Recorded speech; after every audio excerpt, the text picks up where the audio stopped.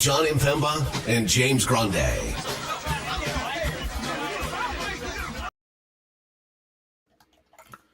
What is going on, FANation? John Impemba here with James Grande. Welcome into the FANation NBA DFS Playbook live show. Emirates Cup NBA tournament kicks off today for the quarterfinals. We got 2 games on the main slate today. We got 2 games on the main slate tomorrow as well. So some quicker shows, some quicker preview shows that we got in order for you, but we want to go live to help you all set your lineups, talk about where we're going with our draft lineup construction for tonight. Waiting on some injury news. Know the notable news there in Dallas with TJ Washington, Najee Marshall kind of headlining that for us here today. Ownership is obviously highly concentrated on the core value plays. We'll update that live after the show here today. James, you did all the pick 'em articles today, underdog, sleeper, prize picks. How are you feeling about the slate today, man? Probably as good as I can about a 2-game slate. I mean, it's, 2-game slates, like you said, are a lot of concentrated ownership. There's things you can do to leverage yourself on the field. Obviously, there's one really appealing game, one not so appealing game, right? So because they're NBA players, you could always choose in strategy, I will target the game on paper not as appealing and hope that game goes off versus the other one, right? So there's ways you can take a 2-game slate and still, kind of rig it in your favor and try to just hit the jackpot. But yeah, I mean, it's pretty straightforward. A lot of people are going to have the same value. A lot of people are going to do the same things in terms of spend ups. But you just need 1 or 2 pieces that are slightly different than everyone else to really differentiate. So, on the bigger slates, you need, multiple pieces. I mean, it could just be 1 or 2, but there's obviously a larger field to pick from. So you're not going to see 7 guys 40% or higher or around that mark. So, yeah, I mean, there's ways to get different tonight. There are a lot of really chalky plays. There are a lot of really good value chalk and good spend ups and whatnot. But yeah, you need to find yourself 1 or 2 pieces that are different from everyone else to differentiate and hopefully that they hit and you can take down a tournament on these smaller stuff. Agreed. 3 top price guys here on the slate tonight with Luka, SGA, and Giannis here. Luka is your top projected rostered player on the slate of the 3 spend outs, which again wasn't really that surprising. I think when we talked about that on the show, we sort of anticipated Luka being that guy here today. The Prince, pop in chat. Can I cash tonight? Let's hope so, man. You've come like a point or 2 off the money line here a few times over the last week or so. Our guy Stacks, feels like it's been a little bit since I've seen Stacks in the chat. Happy to have you in here, my friend, king of all trades, popping in. And then Stacks asking us, do we like a cheap Caruso tonight? We do, as does the ownership. Again, it's a smaller slate. You're going to see some concentrated rostership here. But Caruso is expected right now to be our second highest rostered player tonight. $3,700 over on DraftKings. Just a guy that's going to get 20, 25 minutes probably tonight off the bench for the Thunder, and are gonna get the defensive assignments on Kyrie or Luka, and there's plenty of guards that they can throw out there tonight at them, and you'll see which way we go. Our guy Chris over on FanDuel, guys adding SGA or Luka in your lineups tonight. I mean, yeah, it's a 2-game slate. They're 2 of the top 3 guys. I wrote up the playbook today. I did leave Luka out of the write-ups, but alluded to him in both the Giannis and SGA lineups, basically saying Luka is 50% roster tonight. He's a great play. He's gone for 70 plus in 3 of the last 4. Everybody's playing Luka, so I don't really need to tell you that Luka is a good play. But if you wanted to be different on this slate, Giannis is the lowest rostered of the big 3, and SGA is the second rostered of the big 3. There's also the big price gap. You have $1,300 cheaper playing SGA tonight, which means you don't have to go so scrubby with your lineup to get SGA in there. You can maybe afford to spend up, and maybe you get a Jalen Suggs with an SGA tonight instead of having to go down and go all the value guards or something like that here on tonight's slate. So It's not that you can't play Luka. You 100% can, probably should. Again, he's going to be 50% rostered. But when you have SGA like 39, 38%, and you have Giannis coming in 36, 37%, those are the leverage plays on the 2-game slate that can help you from cashing to not cashing if tonight happens to be a Kyrie Irving day or a day where Luka goes for 61 and not 71 because of the defense that the Thunder plays. And Giannis and SGA can get you those 60 fantasy point games as well. So we'll talk the strategy. We're going to go game by game here with a 2-game slate, team by team, and break it down for you. But if you guys have questions, throw them in the chat. Definitely happy to help you guys out. We'll start with Orlando in this Orlando-Milwaukee game. Again, this is the game. 215 total now. I feel like that was a little bit lower when we recorded in the morning, James, or was 215 around the same? I think it was like, I actually think it's up half a point. I think it opened at 214 and a half, I believe. Yeah, so up a little bit. It's a 7-point spread here with Orlando being underdogs. As you can see, their top 2 players are out. Franz Wagner, Paolo Banchero. That brings us to Jalen Suggs here. Jalen Suggs, highest usage rate on the team with those 2 players off the floor, led the team in scoring in their upset win over Phoenix the other day. He is $7,300, so he is not cheap on this slate. He is still getting ownership love. He is the 6th highest rostered player tonight because, again, looking at ceilings, thinking, the poor defense for Milwaukee, their struggles defensively against guards, even though they have been improving overall defensively. Where do you sit with Jalen Suggs tonight? I think Jalen Suggs looks more interesting to me than he did last night. Just looking at some stuff, I wrote up one of his assist props, and just looking at it, John, we talk about usage rates and we talk about that stuff all the time. He made first off, he received about 30 more passes than any other player on his team and made about 25 more passes than anyone on his team. Just like that just tells me he had the ball the entire time he was on the floor. Everything was flowing through Jalen Suggs, right? And we talked about it last night where there was like this random dip in minutes where he didn't play most of the second quarter. He just played the final 346. There was no foul trouble early on in that game. I mean, he played 8-17 in the first and then didn't play for 10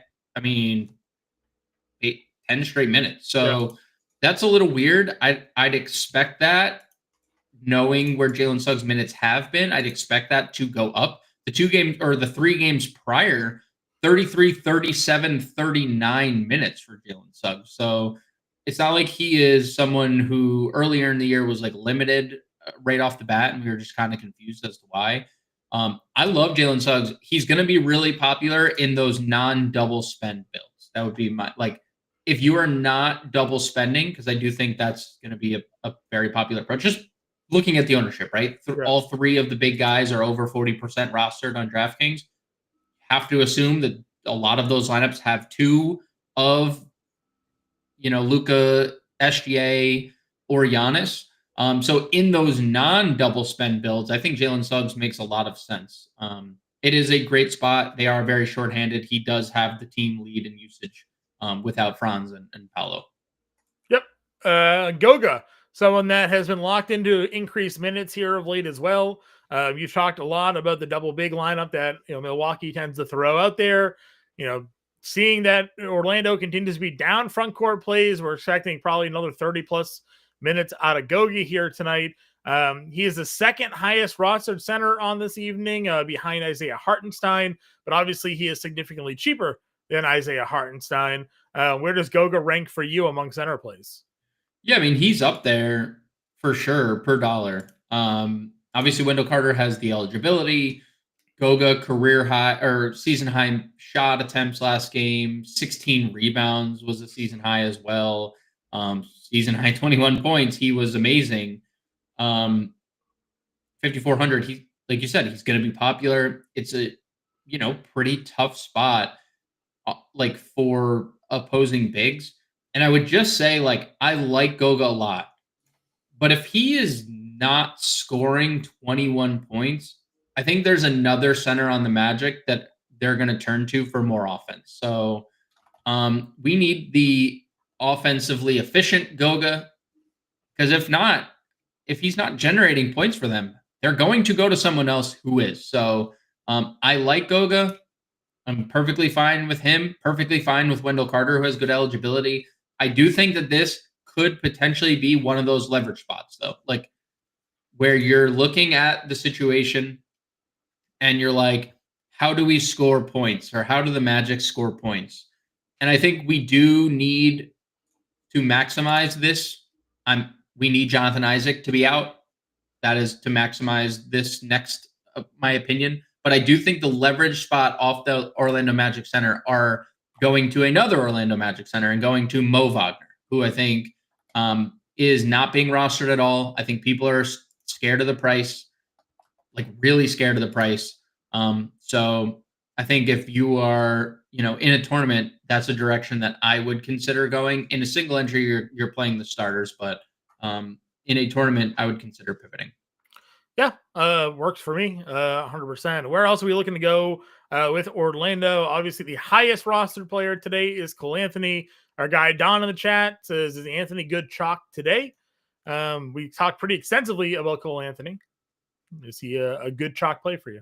Yeah, I think we both said he's going to be the highest rostered player of the day. Yeah, undoubtedly. The Magic need offense. You saw the 2 games this year that Cole Anthony's been fully extended in. He's done that, right? Yep. He scored 16. He scored 14. He's a high volume shooter. They need volume shooters in this game. They're 7-point dogs without their 2 best players. If Jalen Suggs is at all in foul trouble too, Cole Anthony's going to play he's playing 40 minutes because they just don't have the offensive firepower without him. So you're going to see a lot of Cole Anthony here. Even if we got even if it wasn't 28, 29 minutes and it was low 20s, I still think low 20s is good enough because he's going to take a lot of shots while he's out there. Did their minutes overlap at all in that last game? Yeah, I was looking at that. He took all of the basically Suggs minutes in the second quarter. Yeah. Cole Anthony did not sit in the second half. They overlapped basically all second half.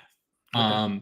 They closed together. Suggs, right, Batadze. Silva didn't come back on the floor, right? Didn't come back on the floor, and neither did Wendell Carter. It was they elected to close Suggs, Batadze, KCP, Cole Anthony, Anthony Black. So they went 5.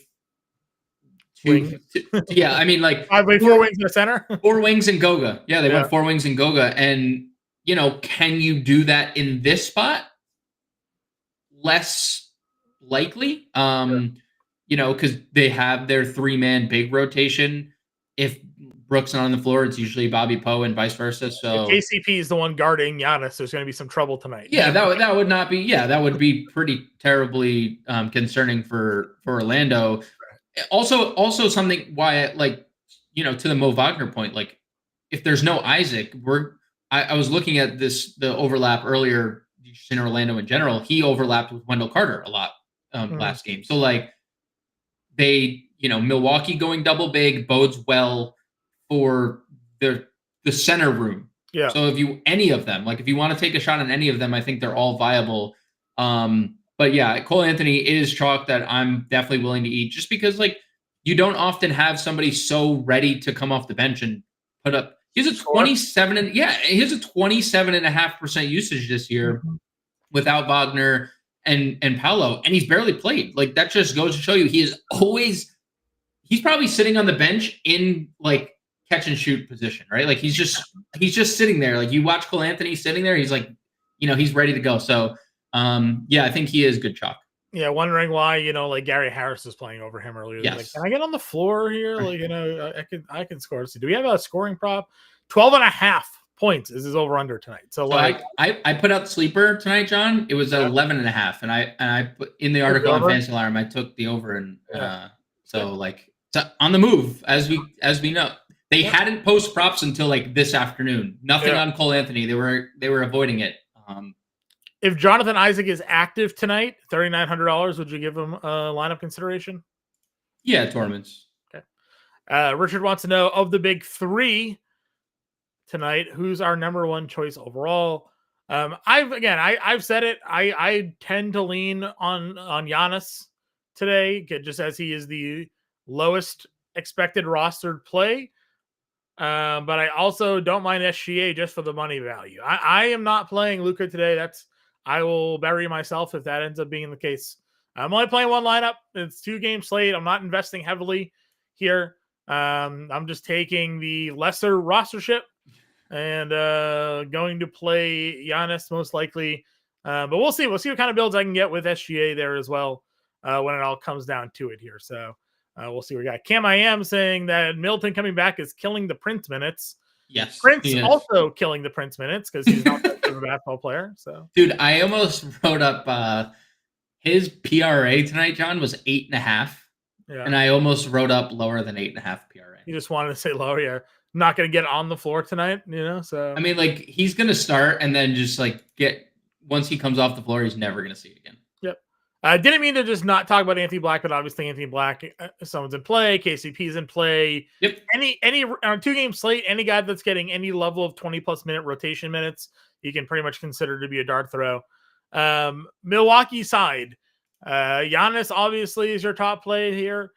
Dame Lillard at $9,000 is basically, still getting some love. I think is a little surprising comparatively sort of to the field. It feels like everybody's sort of just jamming in one of these other guards along with like a top play with the value that's there. But we also feel like there's a lot of guard value tonight. So we'll see which way we go, especially when you talk about the Dallas game, because Kyrie Irving is significantly less rostered than Dame Lillard here tonight. So what are your thoughts on the Giannis, Lillard, Middleton top 3 in Milwaukee here? Yeah, man, I think Milwaukee's just probably the hardest team to like get to outside of Giannis. Really. I mean, you could take darts on any of them, but like, I'm obviously okay with Giannis. Doesn't matter. Like, Orlando's a great defensive team, number 2 in the league in terms of defensive rating. They play really slow. That doesn't necessarily matter for guys who have 30+% usage rates. Like, the pace of the game only impacts them so much. Dame, he's going to obviously be hounded by one of the best perimeter defenders in the league. Will he get Jalen Suggs in foul trouble? Possibly. Will he not? If he doesn't, that's not fun for anybody. So I'm indifferent about Dame. Like, if you want to play him in large field stuff, we're going to talk like going from SGA to Jalen Williams. This is like kind of similar, right? Going from Giannis to Dame, where if you want to just play the 1B in a situation and hope they're the guy that goes off, then, you could do that too. So I'm good with it. Doc Rivers just spoke to the media and said that like Giannis and Middleton are available. There hasn't been a mention on the Middleton minutes. I'm waiting to see if we get like anything related to that. Like, if there's any media conversation with Rivers about minutes before I fully say yes or no. Like, if Middleton sits anywhere at the minutes that he's played, I'd be out. If we were to get some type of confirmation that there's an increase in minutes, not that Doc Rivers really ever tells the truth, but if we were to get like word of mouth from Doc that he says Middleton's minutes, then I think it would be a little more of a consideration. I still assume he's coming off the bench until we hear otherwise. But I think Milwaukee outside of Giannis is pretty hard to get to. You could take darts on Portis. He obviously has a ceiling. Brook Lopez has a ceiling. I think Gary Trent has shot the ball well enough to like be in the rotation for a good amount of time, but he's going to lose out time to Middleton. It's just not a fun situation to be in, I think, for Milwaukee. We had a question here. Gary Trent or Anthony Black tonight for our guy Michael playing over on FanDuel? I mean, I do think like the John Isaac, I know it's like shorter. Do I think Anthony Black plays the final 13 minutes again here, John? Right? Like, he played the final 13 minutes. Good. In a game that they just. What's more likely to happen? Milwaukee is double bigging and Orlando closes with 4 small guys and a center, or they're more likely to have 2 of their bigs minus either like Anthony or Anthony Black, right? That would be my opinion.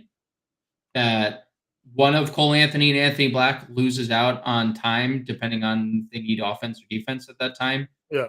In the way that the game theory is, Milwaukee being 7-point favorites, I would assume Cole Anthony would be on the floor for offense.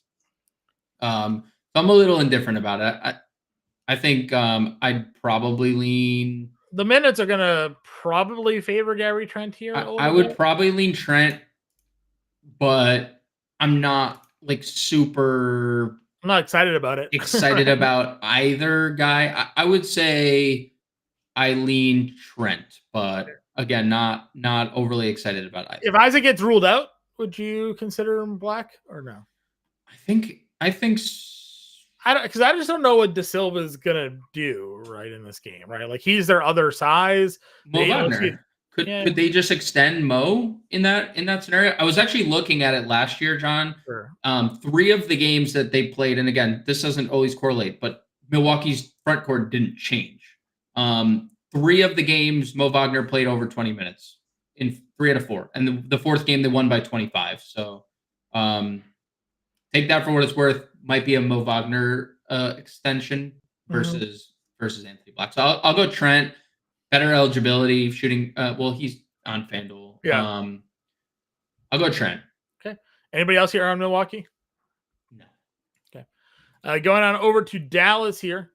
Dallas and OKC is the game of the night. 230 plus game total. Thunder are 4.5-point favorites. Chris, we'll get to your question. We talk about OKC here in a moment. But as I mentioned here, Luka is your top price guy, top priced and top rostered player on the slate for tonight. Almost 50% going in his direction again, 70 plus in 3 of the last 4. I'm never going to tell you not to play Luka Doncic. He did not play in that first game against the Thunder this year.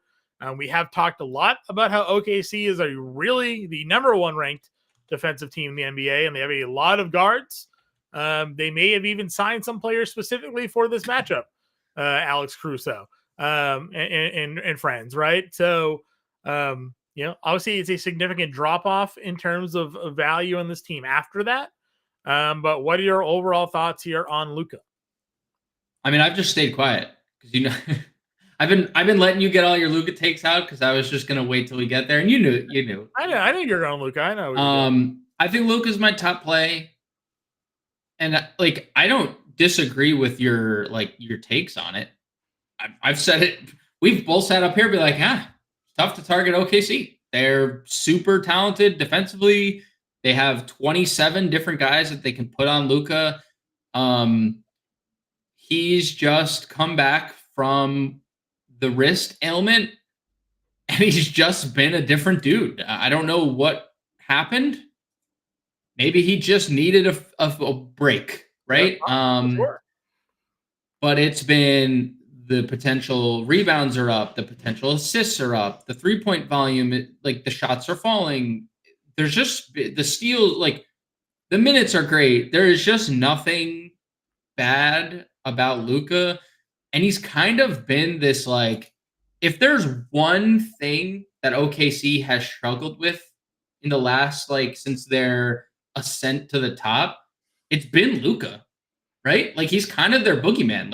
They got knocked out in 5 games last year to Dallas, and Luka had 4 triple doubles in that series, or 3, or whatever the number is, and 3 of them had 30 points attached to it. So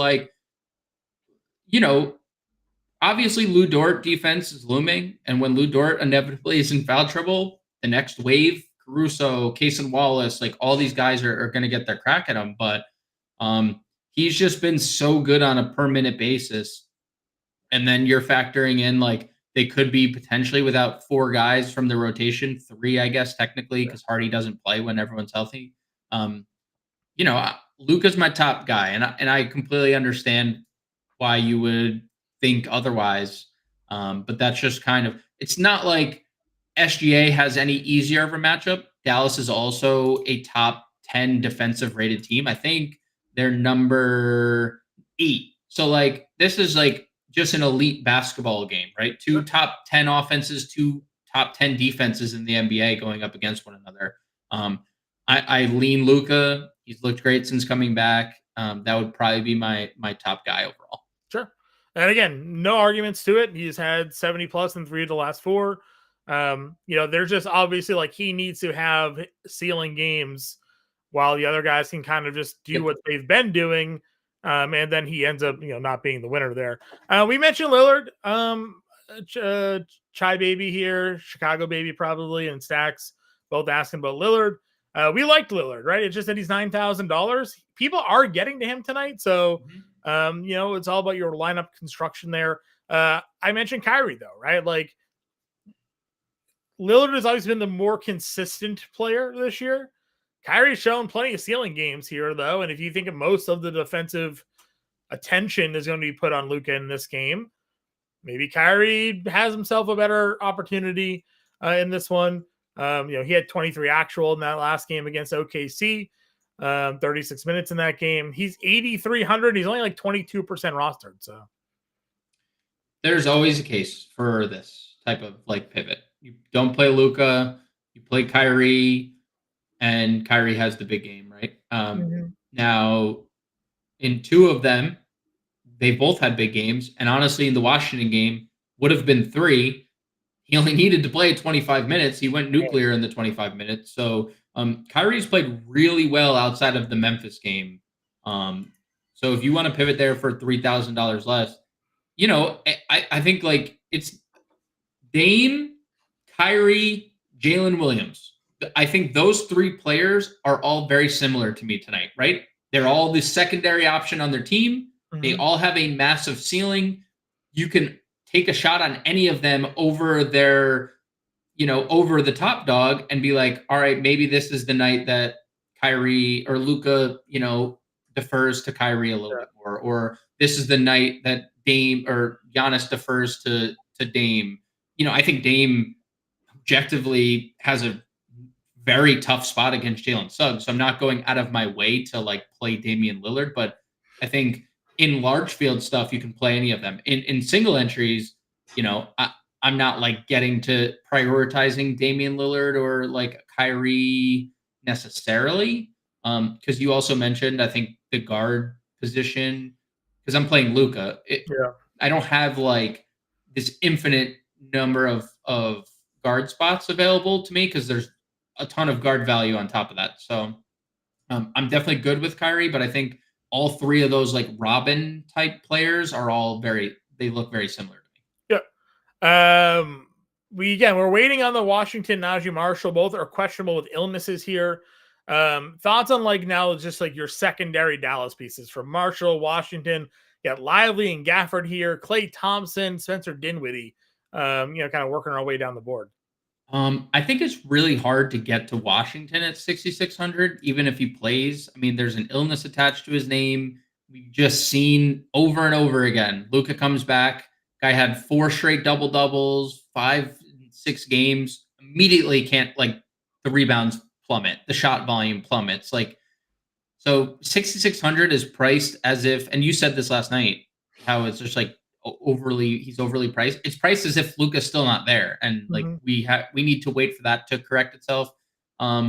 Maybe if Washington's out and Najee plays, I'm okay with it if he's starting. I think you could always take a shot on either center. They're both really good fantasy point per minute players. Lively starting has truthfully been more likely to be extended. I mean, you just got like looking at the minutes, like 27, 32, 29 in 3 of the last 5. So there has been games where Dallas has not been shy of who's the alpha in the split. Still, Daniel Gafford, really good on a fantasy point per minute if you want to go there. So you can play either of them. And John, I'll say this. I think I have a lot of interest, and this is not something I've said a lot this year, in Klay Thompson if everything breaks right for him. If PJ and Najee Marshall are out, I have a lot of interest in Klay. Okay. And I was looking at some of the numbers. It's not like a big sample. It's about 75-minute sample. But he has a 28% usage without those 2 plus Kleba and Hardy off the floor. Yep. Over 1.1 fantasy points per minute. Like, he obviously has been limited. They've outright said it. Like 20 to 25 the first 2 games back, from that, or first 3 games back from that injury. But the shot was found last game. And he has just, when you look at him with Luka versus those games without Luka, he looks, presumably it makes sense why he would play better when Luka's on the floor, because Luka's, an elite passer and stuff. So I really like the correlation between Luka and Clay if we get Washington and Marshall out. And we also find out that, he went from 25 minutes and there's a chance that, the limit is gone, or the bar on the limit is, being raised. Like if we get 28 to 30 minutes out of Clay, $4,600 for a guy who's just, hey guys, I'm just going to be open because you guys are getting all the attention. So I think if there could be a lot to break right for Clay, shooting guard, small forward, $4,600. Yep. Let's see here. We had Kevin. I think we have to play some Orlando guys. Yeah, we are. We're definitely playing some Orlando guys here today. 100%. You have to stack up on Milwaukee players. I don't think you need to stack up on Milwaukee because Orlando's missing guys. But we do like a couple of Milwaukee plays for us there. Shy Baby says he gets confused by the Q tag, like if they're going to be minutes restriction here. Didn't play cat. Listen, unless they say specifically they're going to be limited, more often than not, they're not going to be limited. So we got to pay attention to the news as that kind of comes out there. Our guy Zevon popping in saying what's up. Then we got going over to the OKC side. We had a question from Michael: Dort or Caruso? What are we laughing at? I'm laughing at Christopher breaking us off 600 each if he takes down the big FanDuel tournament. Would take. Would accept. Would you rather have Dort or Caruso? I think that's an incredibly. Do you have anything else to mention on Dallas? Because I think we can. Dinwiddie, if he's like right. Dinwiddie, that's fine. Yeah, Dinwiddie. I think the OKC conversation is interesting because Dort guarding Luka is like, is he able to stay on the floor? Is he able to stay on the floor? He's been decent at it this year. He's only fouled out of one game. So, yeah, one game. One game he fouled out of against Houston. If he's in foul trouble, you get more Caruso. Caruso's been playing more to begin with. So, I don't think it matters necessarily. But there's also the games where you get Caruso in the teens minutes. And those are the games that, unless he's perfect from everywhere, he's, has a low floor. I would say Dort is just safer in terms of minutes. Yeah. Caruso's the guy getting all the ownership, though. So if you want to play the ownership route, the answer is Caruso. If you want to be a little contrarian, not that Dort isn't getting ownership. Dort's still getting a lot of love, and it's more. And again, he benefits, I think, because of the positional eligibility as well. Yep. Having that small forward eligibility is certainly helping his ownership tonight. Yep. And he shot the ball pretty well this year. Yeah. Almost 40%. He fills up the stat sheet, and when he hits his shots, you have a little bit of a ceiling there. So I think for me, I would go Dort. I think actually I've used both in lineups that I've built today.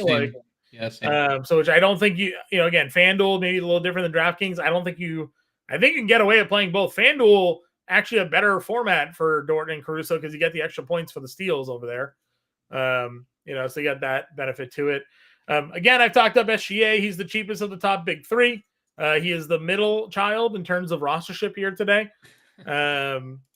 Last game aside where he had 31 actual, only 38 fantasy points though, kind of a rarity for him. Yeah. He generally gets steals. He's a much better rebound than he showed. The assists were around the range, but still a few less, but knockdown shooter still, and the scoring has been pretty elite here since Chet Holmgren went down. So I'm not too concerned about that. He had 58 fantasy points against Dallas in that first meeting. If he gives you 58 tonight and Luka gives you 61, you're probably winning that battle because you have the $1,300 extra to build your lineup around. Yeah, I mean, OKC is incredibly appealing, starting with SGA. As you mentioned, he's elite. The scoring has been better than it's been all year, just night after night after night. The price tag is cheaper. The cheapest it's been since November 10th. So a full month since we've had this price tag, where it's just sitting at 10K. I mean, I have absolutely no issues getting to SGA. I think his life becomes easier if there's no PJ Washington. We saw PJ Washington guarding him like most of that series. So I think like because PJ is a big dude, it would be easier for SGA if there is no PJ. So I would like him even more. But yeah, I have absolutely no issues getting to a 10K SGA.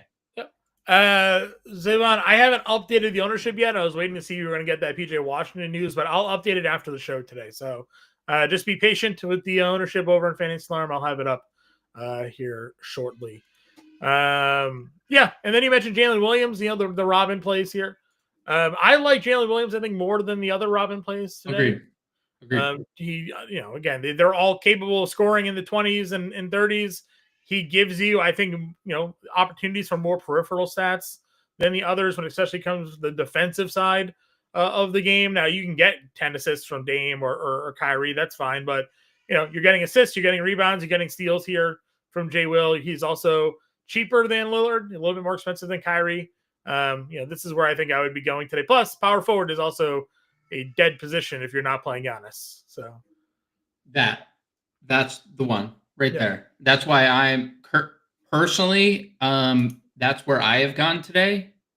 I've gone to J-Dub because I think you said it from the start of the show. Guard just has more depth to it than forward. There's no forward depth. If you're not playing Giannis, there's not a lot to like. Yep. And I wanted to know, because you and I had briefly talked about it, how has Hartenstein affected Jalen Williams, right? How's he done it? Like, how is the Jalen Williams with Hartenstein on the floor? 200-minute sample, okay? They've shared the floor for 200 minutes. That's 60 more minutes than SGA and Hartenstein have. 29% usage rate. Doesn't sound like that's affected him at all. 1.4 fantasy points per minute. Same number as SGA with Hartenstein on the floor. So Jalen Williams, one of my favorite plays of the day. As you said, he's my favorite Robin of the day. Like, I think that's a good way to describe him. Also, the guy you were just flashing on the screen, Isaiah Hartenstein. Super great play if you get to him. Yeah, I agree. Double-doubles obviously kind of locked in. We'd like to see more offense. Like, these games here kind of randomly not scoring as much as he was before. But certainly can get it done. Now, Lively is a good defensive player. Gafford is a wild card, right? Shot blocker. Good shot blocker. Also fouls a lot, so maybe there's some free throws potentially in Hartenstein's future here if he gets the ball down there. So I definitely do like him. Candler here mentioning the Portis thing. It is super weird. Again, when we update the ownership, you'll see. But right now, Bobby Portis, who we like, 14%, 15% rostership tonight on a 2-game slate, might as well be like 5%. So you can get a ton of leverage tonight playing like the backups centers like Mo Wagner and Bobby Portis, who can go for 20 to 30 fantasy points tonight. Certainly some pivot downs here. And then it's the guards, right? It's, roly-poly pop it in. Everyone is cheap at the guards and playing all 3 guard positions. Yeah, that's basically my thought on Giannis almost is like, well, I can play Caruso and Anthony and, insert other value guard here tonight and spend up at a different position. Now, you also have the benefit of the utility on DraftKings to help you pay and play 4 of those cheap guys. But from Dort to Cason Wallace to Caruso, Wiggins is a guy that earlier this year had gotten some extended run, only played 15 minutes in that game there. But, they're like 6th, 8th man rotation, kind of interchanges. We had an Isaiah Joe question earlier. Yes. Joe versus Trent. I think it was Joe versus Trent. Was that what it was? Question. Yeah. Yeah, Chris, it's Joe versus Trent over on FanDuel today. Again, like Isaiah Joe's another like spark plug that can come off the bench and score a bunch of points, but you have to note like these minutes came in big blowout games. So, there's certainly risk. There's also potential, like you said. Hey, next Dort and Caruso are in foul trouble because Luka's just throwing shoulders into them going into the lane, and maybe Isaiah Joe has to get extra minutes tonight, Yeah, I mean, I think there's a very wide range of outcomes on every non-Big 3 Thunder player, right? I mean, Dort could play 35 minutes and stay out of foul trouble, or it could be the complete opposite. Cason Wallace probably starts tonight. He's been really good. No one's playing him tonight. I think that's good leverage, but also he has a really, really low floor. So like 3,900 Cason Wallace, I think makes sense. He also is a guard, only a guard. I think that hurts why his eligibility is, or why his ownership is down. Caruso has been playing really well, but we can't guarantee 24 minutes again. That's not like a guarantee. Wiggins could play 24 minutes tonight and nobody would be surprised because he's done it a boatload of times. He also could play 15 and be completely irrelevant. And then the same thing could be for Isaiah Joe. So it's a really... How many times at halftime have you gotten the notification that a different player is starting over a different player, right? 3 years in a row, like since Mark Dagnall started coaching this team, right? Like it's just a new... I think the winning lineups tonight have variations of OKC value. John, let me ask you this, okay? I'll put you on the spot. Okay. Who are the 3 best OKC values on DraftKings? And that's Dort and down. How would you rank the top 3 of them? I'd still probably go Dort, Caruso, Wallace. I think so too. I do like Dort and Caruso obviously have the positional eligibility. Yeah. I do think Cason Wallace. The minutes have been really good for Cason. Great. Starting minutes have been great. And he's great defensively. I think he's going to guard Kyrie all night. I think, him and Caruso guard Kyrie. I almost feel like Dort makes sense just because he's going to be the starting plug. And then Wallace is sort of your pivot from Caruso. I mean, from an ownership standpoint, nobody's playing Cason Wallace today. He's 10%. Nobody. He's the clear pivot. 5% Caruso or a 10% Cason Wallace tonight. One guy may play 17 minutes. The other guy may start and play 30. Or one guy may start and play 17 minutes. The other guy may come off the bench and play 30. Sure. You don't know, but I have said since the beginning of this show, I am looking to find ownership differences and on a 2-game slate, shoot my shot there. I would be fine playing Portis with Giannis. I'm okay with that. They played well.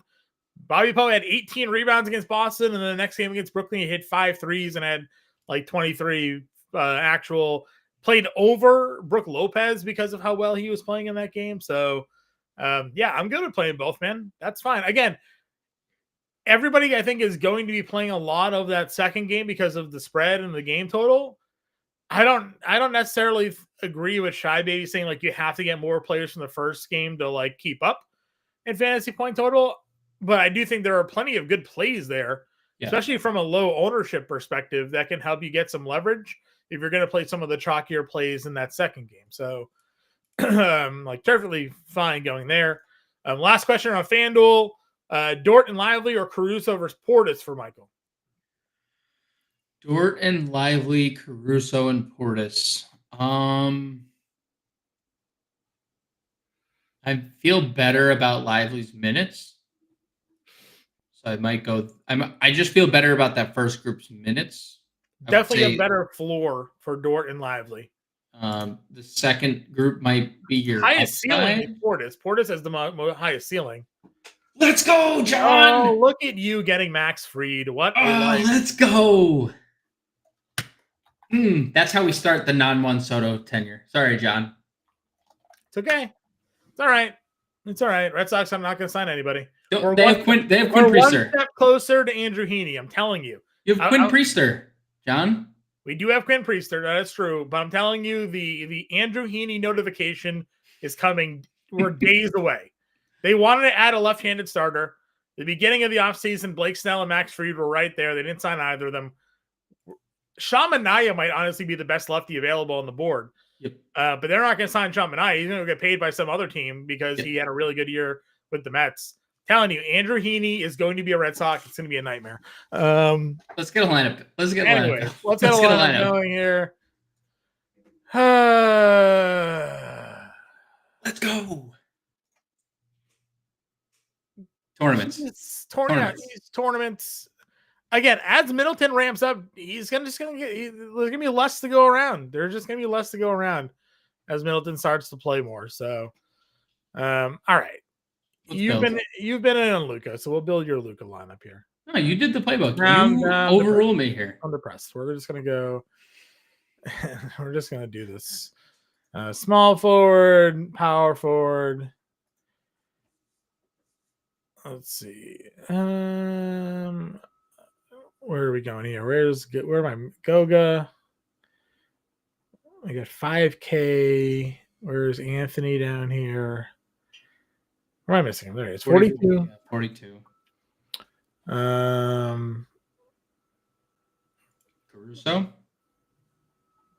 Well, let's go Case and Wallace and let's get the ownership difference here. Let's go Kaysen. Let's go Portis. That gives us a 65 util. Does that get us anything? Not really. It's the struggles of this slate, man. It is tough. Do we have another? We don't even really have another forward to play. No, that's why we're playing J-Dub. I mean, you could play Caruso's the only, but then you're playing like 5 OKC. That's why we go back to this. This is why this has to be the lineup, right? You're playing Giannis, yeah. Okay, let's do it. All right. Doesn't that have to be the lineup, kind of? For Orlando, as we wanted, the lowest game total on the board. Game stack there. I got rid of Portis too. I kind of wanted to play Portis though. Is there a way to get Bobby Poe? Do we do Portis? Can we double stack this game? 10-4. Oh, SGA Giannis. Yeah, I think 2 of the 3 are going to be a pretty it's going to be a popular approach. All right, this is what we're locking in then. Okay. SGA, Anthony, Dort, Portis, Goga, Wallace, Giannis, Wagner. Getting 2 of the top 3 in the lineup here tonight to make it all happen and work for everybody here. You can likely get Luka in your lineup. I think you have to play Caruso over Case and Wallace to make that happen, right? You do this flip. Luka and Caruso. Yeah, Caruso's 37. So you can get 2 of the 3. It can be done tonight, ladies and gentlemen. So example lineups for all of you. Playbook is out, updating as the news comes through. Again, it is 2.5 hours for Russ Luck. We probably won't get the PJ Washington news before 7 o'clock. So, if you want to go that route, leave some pivot space. Otherwise, good luck to you. We'll be back. Preview show and live stream tomorrow, 5 p.m. 2 more games on tap.